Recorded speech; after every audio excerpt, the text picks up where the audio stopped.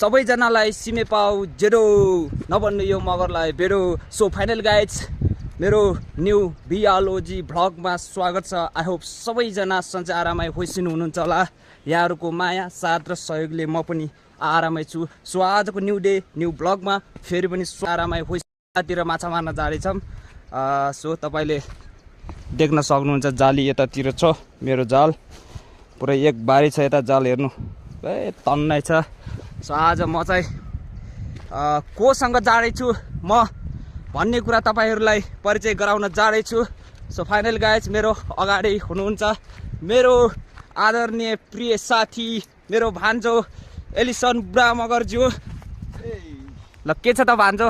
सब बबाल छ। आज हामी कता जाँदैछौँ? आज हामी चाहिँ खोलातिर जाल दाच्न जाँदैछौँ होइन। भोलि माछा कति पर्छ भन्ने कुरा हो। अब म हिजो गएको थिएँ, 1 किलो प्लस आएको थियो माछा। अब फेरि आज गइरहेछौँ, भोलि पनि 1 किलो प्लस हुन्छ भन्ने हामीलाई आशा छ। त्यही नै हो गाइस। ल भान्जोको जाल तपाईँहरूले देख्न सक्नुहुन्छ पुरै छ। भान्जो हजुरको जाल कतिवटा जति छ अरे? मेरो 70 प्लस छ। 70 प्लस छ है। सो त्यही हो गाइस, आज अब के कस्तो हुन्छ आजको भ्लग पनि अति बवाल हुने खालको छ। सो त्यही भएर अन्तिमसम्म सबैजनाले हेरिदिनु होला। सो आजको भ्लग स्टार्ट हुन्छ। Let's move guys. नमस्ते एभ्रीबडी, व्हाट्सअप गाइस। के छ तपाईँहरूको हाल खबर? हाम्रो एकदमै ठिक छ होइन मिसल भाइ होइन भान्जे? हाम्रो एकदम ठिक छ। हामी चाहिँ अब यसो जाल थाप्नको लागि खोलातिर जाँदैछौँ। म हिजो एक्लै गएको थिएँ, मैले 1 किलोभन्दा धेरै माछा पार्न सफल भएको थिएँ भने म आज पनि फेरि जाँदैछु भान्जेर निश्चल भाइसित है। यस्तो रमाइलो हुनेवाला छ। हामीले होइन फेरि पौडी पनि खेल्नेछौँ। घाम छ, 26 डिग्रीको घाम छ है। त्यस्तो साह्रो गर्मी चाहिँ छैन, त्यही पनि अब पौडी खेल्नुपर्ने हुन्छ हामीले। ओके, अहिले देख्न सक्नुहुन्छ यहाँ एकजना दाइ चाहिँ बल्छी खेल्दै हुनुहुन्छ है। बाटोमा पर्नु भयो आज। अब बाटोमा पर्ने सबै कुराहरू हजुरहरूलाई देखाउनेछु। ल फाइनल गाइस, उहाँले माछा पारिसक्नु भएको छ हेर्दा हेर्दै हो। ल ल ल ल ल ल ल सयो सयो सयो ल पर्यो, तपाईँ देख्न सक्नुहुन्छ। सो आज उहाँले यस्तै गरी धेरै माछा पार्नु हुनेछ। यो भनेको असला माछा, असला। ल ल जेठान केही भन्नुहुन्छ? माछा पर्यो, कति पर्यो अझसम्म? माछा अहिलेसम्म अब त्यही हो, 1 किलो परिसक्यो। अब 3 किलोको आश छ हो है। ल ल ल तपाईँलाई 3 किलोको लागि शुभकामना छ है जेठान। ल ल ल ल ल ल हस्, तपाईँ देख्न सक्नुहुन्छ। ल यसरी पर्छन् है माछाहरू हाम्रो गाउँतिर। ल साथीहरू, हाम्रो गाउँमा यस्तो सानो पुल हुन्छ है। यसो यो चाहिँ विशेष गरी मान्छे र बाख्रा हिँड्नको लागि हो। यसलाई चाहिँ बाछा छम भनेर हाम्रो स्थानीय भाषामा चाहिँ भन्ने गर्छौँ। बाछा छम भनेर चाहिँ भन्ने गर्छौँ है त हामीले।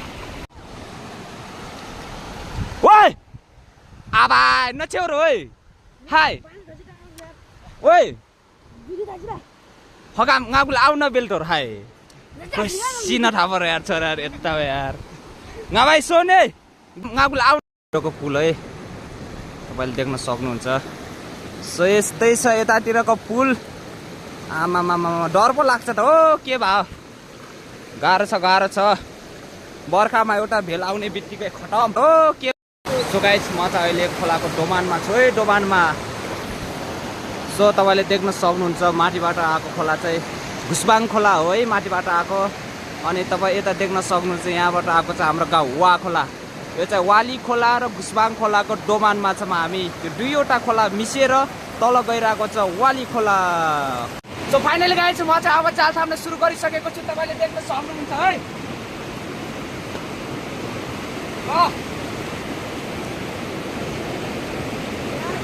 अब हेरौँ भोलि के कति माछा पर्नेछन् यो जालमा।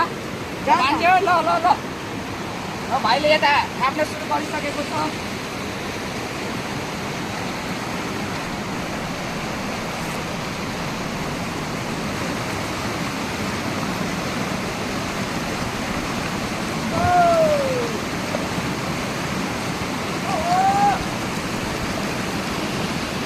फाइनली गाइस, मैले जाल पनि थापिसकेको छु। अब भोलि हेर्नुपर्ने हुन्छ हामीलाई कतिवटा माछाले त्यहाँ जालमा पर्नेछन्, कतिवटा माछा। सो त्यही हो गाइस, भोलि हेर्नु होला है। ल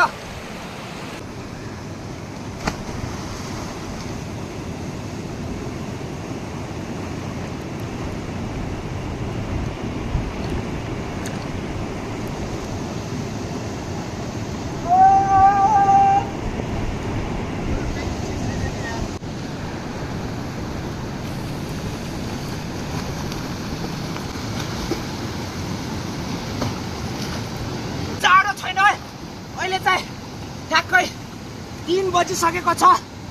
घाम उता हेर्न सक्नुहुन्छ त्यहाँ छ घाम। सो म चाहिँ यहाँ नुहाइरहेको छु गाइस। अति बवाल मजा आइरहेको छ, तपाईँ देख्न सक्नुहुन्छ।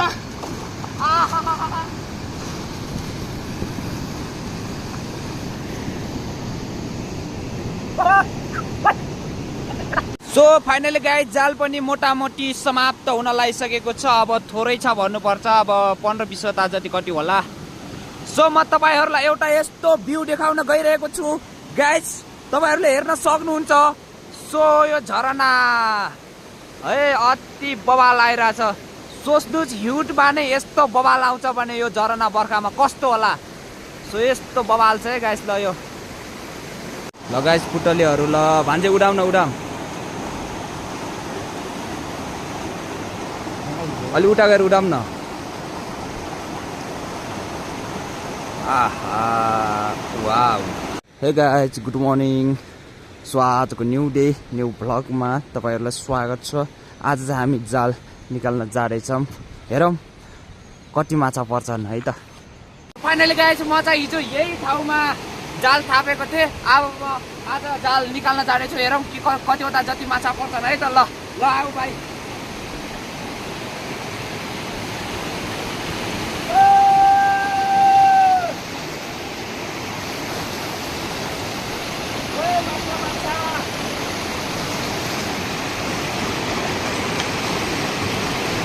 दुईटा पुर्या रहेछ। सो फाइनली तपाईँ देख्न सक्नुहुन्छ गाइस, दुईवटा माछा है, दुईवटा माछा। ल ल ल ल। सो गाइस तपाईँले देख्न सक्नुहुन्छ म चाहिँ अहिले खोलामा छु। सो अहिले चाहिँ जाल साल निकाले वरि पनि सबै काम तमाम भइसकेको छ। अब घरतिर फर्किनु पर्ने हुन्छ। आजको माछा के कति आयो अब केटाहरूसँग सोधपुछ गर्ने हुन्छ। सो मेरो साथीहरू चाहिँ उतापट्टि छन्, म चाहिँ यता। तपाईँले खोला देख्न सक्नुहुन्छ। यो खोला हो, यस्तै खोलामा है गाइस। ल त्यही हो। अब आजको काम पनि सबै समाप्त भइसकेको छ। अब म जान्छु मेरो साथीहरूलाई सोध्छु कसको कति माछा परेछ के परेछ भन्ने कुरा अब जानकारी हुन्छ है त। सो तपाईँले देख्न सक्नुहुन्छ साथीहरू सबैजना माछा साछा निकाल्नेमा व्यस्त छन्। हाम्रो सानो भाइ निश्चल भाइ, निश्चल भाइ माछा कति पर्यो? ल ल ल भाइले पनि जोस माछा पारिसके रहेछन्। सो आजको यो माछा पार्नेमा सबैभन्दा सिनियर भन्नुपर्छ हाम्रो एलिसन बुढा मगरजु। एलिसन बुढा मगरजु आज माछा हजुरले कति पार्नु भयो यसो भनिदिनु पर्यो। मेरो 51वटा।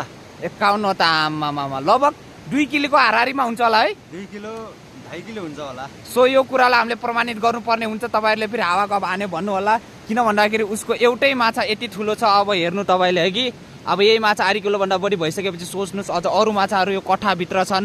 अब निकाल्ने क्रम जारी नै छ। सो त्यो भावनाले आजको सबैभन्दा धेरै माछा पार्न सफल हुनुभएको छ match of the winner Alison Budha Magar. So त्यही हो। एकजना मेरो भान्जो छन्, भान्जोले पनि आज माछा चाहिँ धेरै पारेकै हो, तर भान्जोको माछा चाहिँ माथिपट्टि छ। अब म यहाँ जाल साल माछा साछा निकाल्ने काममा सहयोग गरिरहेको छ। सो त्यही गाइस म चाहिँ यता छु। अब मेरो जाल यता भन्नुपर्छ, मेरो माछाहरू यता, तर मेरो माछाहरू धेरै छैन। यहाँ देखाम कि नदेखाम होला। देखाम देखाम देखाम। सो सङ्ख्याको आधारमा मेरो माछा भन्नुपर्छ 30वटा हो कि, तर अति सानो सानो छ कि मेरो माछाहरू त। अब के गर्ने, बिल्लै लाग्छ होला हौ। हेर्न सक्नुहुन्छ गाइस। सो त्यही हो। अब सो माछा मेरो पनि आधी किलोभन्दा त माथि नै हुन्छ सानो भए पनि। सो त्यही हो। सो आजको ब्लग यहीसम्म मात्र भन्नुपर्ने हुन्छ। आज अब माछा साछा खाएको पकाएको यताउता सबै कुराहरू आउन पनि सक्छ नआउन पनि सक्छ। यहाँसम्म अन्तिमसम्म आएर यो ब्लगलाई हेरिदिनु भयो, यसको लागि सबैजनालाई भित्री मनदेखि नै धन्यवाद भन्न चाहन्छु। त्यही हो गाइस, फेरि अर्को ब्लगमा भेट्ने बाचाका साथ आजको ब्लगबाट छुट्टिन्छु। यहाँहरू सबैजनाको जय होस्।